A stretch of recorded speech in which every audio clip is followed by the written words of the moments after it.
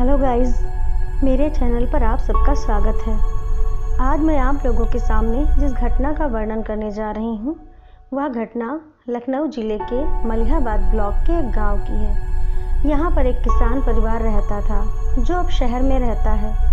हालांकि अब भी वो लोग गांव आते जाते रहते हैं, तो अब ये लखनऊ में ही रहने लगे हैं। तो उन्होंने ये घटना जो है हमें सुनाई और हम आपको सुना रहे हैं।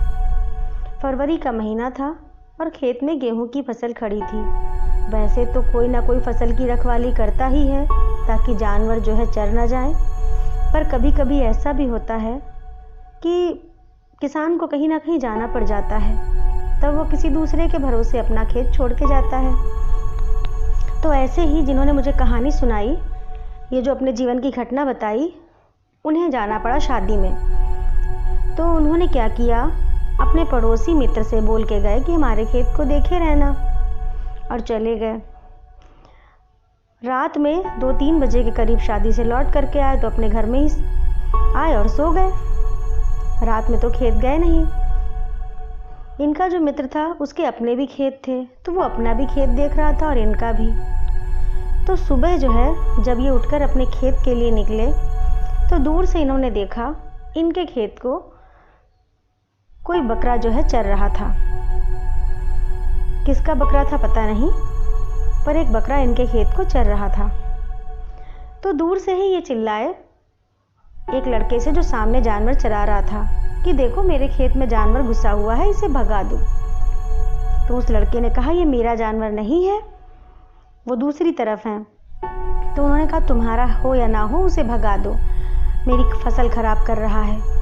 तो उस लड़के ने उस बकरे को भगाया, पर वो बकरा बड़ा ढीठ था। वो भाग के घूम फिर के फिर उनके खेत में ही आ रहा था। तो उन्होंने कहा इसको मारो। तो उस लड़के के पास एक लाठी थी जो वो जानवर चराने में हमेशा रखता था। उसने वो लाठी फेंक के बकरे को मार दी। पता नहीं क्या हुआ, पर वो लाठी सीधे बकरे के जो है सर में लगी जाके, और वो बकरा वहीं गिर पड़ा। जब पास जाके दोनों लोगों ने देखा तो वो बकरा मर चुका था। अब दोनों लोग घबरा गए, ये जिसका भी बकरा है वो तो बहुत चिल्लाएगा। तो उन्होंने कहा कि ऐसा है, परेशान मत हो। उस लड़के से कहा गलती तो इस बकरे वाले की है जिसने अपने बकरे को ऐसे छोड़ दिया। अब हमारी फसलें खा रहा है तो हम तो इसको भगाएंगे ही। वो जो बकरा था वो उनके गांव से थोड़ी सी दूरी पे सड़क के किनारे एक गरीब परिवार रहता था, उसका था। अब जब उन्हें पता चला कि उनका बकरा मर गया है तो बहुत चिल्लाए। उन्होंने कहा मेरे बकरे का मुआवजा दो। इन्होंने मना कर दिया। इन्होंने कहा मैं मुआवजा क्यों दूं, गलती तुम्हारी है, तुमने अपने बकरे को छोड़ दिया, वो मेरा खेत खराब कर रहा था, और अब मैं मुआवजा तुमको दूं। इन्होंने उसको मुआवजा नहीं दिया। दोनों में खूब लड़ाई हुई। फिर ये अपने घर लौट आए। उसके 2 दिन के बाद शाम के यही कोई 7 बजे होंगे, अंधेरा हो चुका था। तब इनकी पत्नी ने कहा कि बकरी से जो है गेहूं निकाल दो, सुबह धो लेंगे तो बनवा लिया जाएगा, घर में आटा ख़त्म होने वाला है।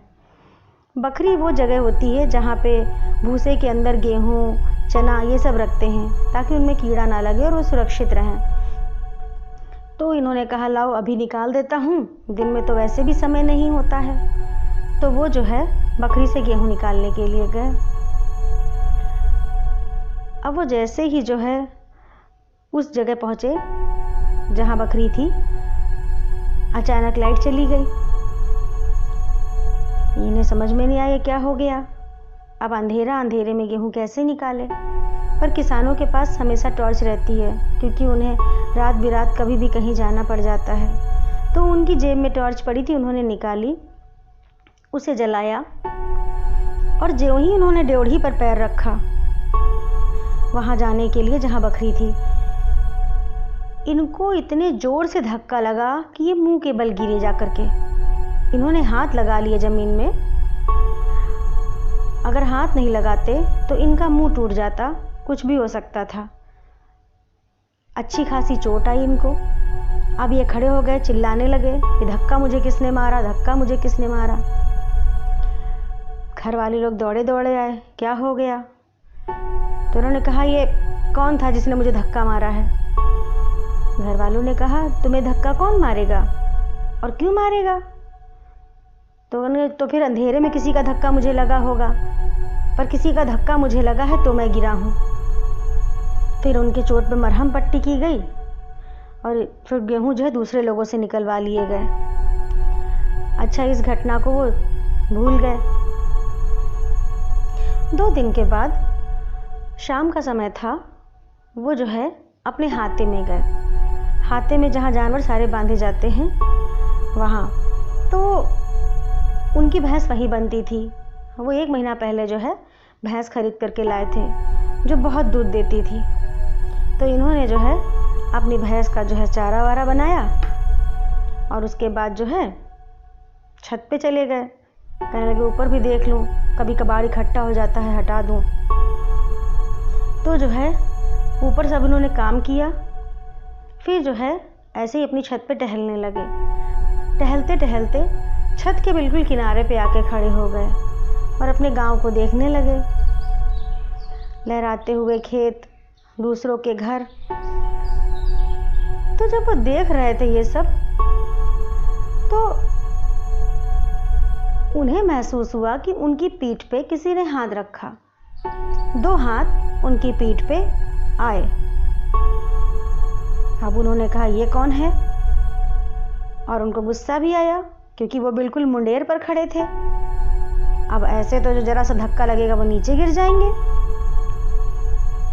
तो वो पलटे और गुस्साए कि क्या कर रहे हो?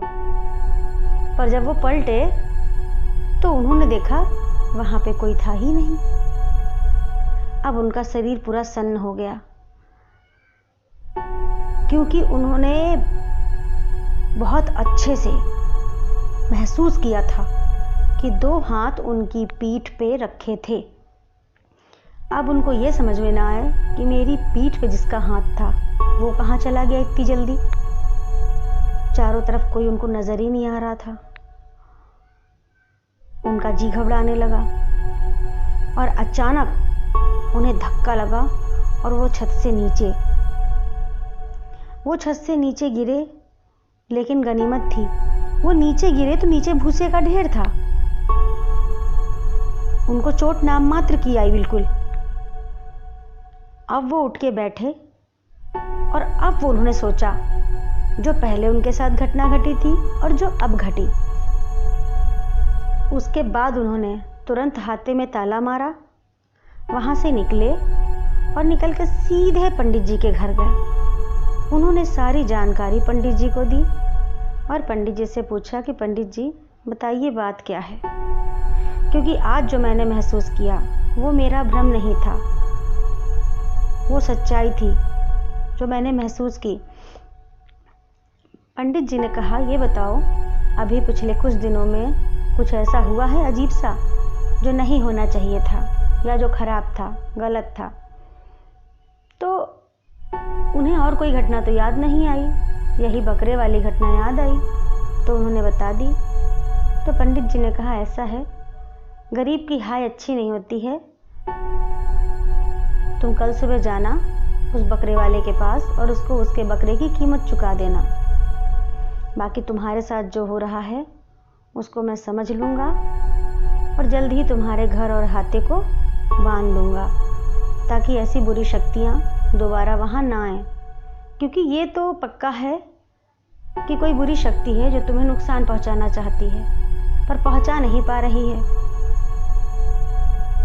तुमने कुछ धारण कर रखा है क्या? तो उन्होंने कहा, हाँ मैंने रुद्राक्ष धारण करके रखा हुआ है, एक मुखी, और ये सिद्ध है। इसे महात्मा जी ने जो है अभिमंत्रित करने के बाद मुझे दिया था। तो वो मुस्कुराए और उन्होंने कहा, यही तुम्हारी रक्षा कर रहा है, इसने तुम्हारी हर बार रक्षा की है, तो इसको तो तुम धारण किए रहना। बकरे वाले को बकरे की कीमत चुका दो, तुम्हारे घर और हाथे को मैं बांध दूंगा। पर ये तुम्हारे ऊपर किया किसने है ये मैं निश्चित तौर पर नहीं कह सकता कि उस बकरे वाले ने करवाया है या तुम्हारा पहले का कोई दुश्मन है जो तुमसे अपनी दुश्मनी निकालना चाहता है। अब वो पंडित जी से बात करके घर आ गए। सुबह सोकर उठे, अपने हाथे में गए तो देखा उनकी भैंस वहाँ पे मरी पड़ी थी। वो बेचारे सन्न रह गए। बहुत दुख हुआ उनको।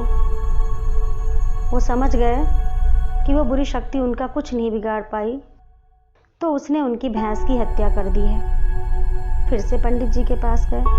पंडित जी ने कहा, परेशान मत हो, नुकसान होना था, हो गया, अब तुम बकरे वाले के पास जाओ। फिर वो बकरे वाले के पास गए, उससे माफ़ी मांगी, उसको उसके बकरे की कीमत चुका दी, अपने घर लौट के आए। फिर पंडित जी ने 1-2 दिन में उनके घर को भी कीलित कर दिया, अभिमंत्रित कर दिया, ताकि जो है बुरी शक्ति उनके घर और उनके हाथे में ना आ पाए। ये घटना उन्होंने मुझे सुनाई तो मैं आप लोगों को सुना रही हूँ। अगर अच्छी लगी हो तो लाइक करिए, शेयर करिए और ऐसी ही और घटनाओं को सुनने के लिए मेरे चैनल को सब्सक्राइब करिए। धन्यवाद।